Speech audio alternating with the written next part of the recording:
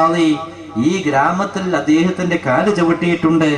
ഈ പള്ളിയുടെ ആദ്യകാലത്ത് ഇതിന്റെ ശിലാസ്ഥാപനം നിർവഹിച്ചത് ആ പരിശുദ്ധ കരങ്ങളാലാണ് എങ്കിൽ മഹാനായ ഉമർ ഖാദിയെ പോലെ നിരവധി മഹാരഥന്മാർ ഈ നാട്ടിൽ വന്നിട്ടുണ്ട്.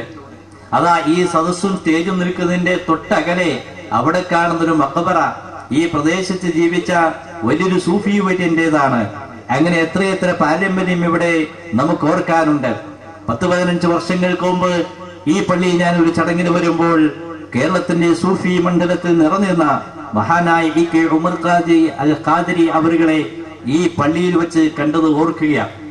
എന്റെ അഭിവന്യ ഗുരു, മുസ്ലിം കേരളത്തിന്റെ ഗുരു ശംസുൽ ഉലമാ ഇ.കെ. അബൂബക്കർ മുസ്ലിയാർ, അള്ളാഹു അവരുടെ ആഖിറം സന്തോഷത്തിലാക്കി കൊടുക്കുമാറാകട്ടെ. മഹാനായ ശംസുൽ ഉലമാ ഈ രാജ്യത്ത് വന്നിട്ടുണ്ട്.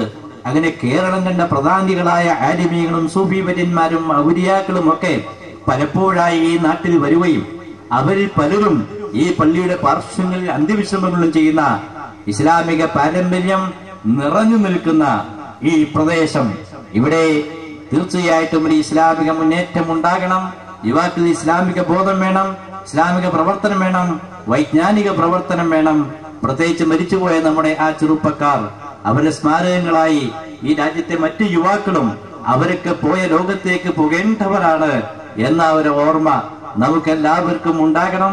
സർവശക്തനായ അല്ലാഹു റബ്ബുൽ ഇസ്സത്ത് നന്മയുടെ മാർഗത്തിൽ കൈകോർത്തുകൊണ്ട് സഹാരികളാകാനുള്ള സന്മനസ് നമുക്കെല്ലാവർക്കും പ്രദാനം ചെയ്യുമാറാകട്ടെ എന്ന് ആശംസിച്ചുകൊണ്ട് ഈ സംഗമത്തിന്റെ ഉദ്ഘാടന കർമ്മം നിർവഹിച്ചായി അറിയിക്കുന്നു.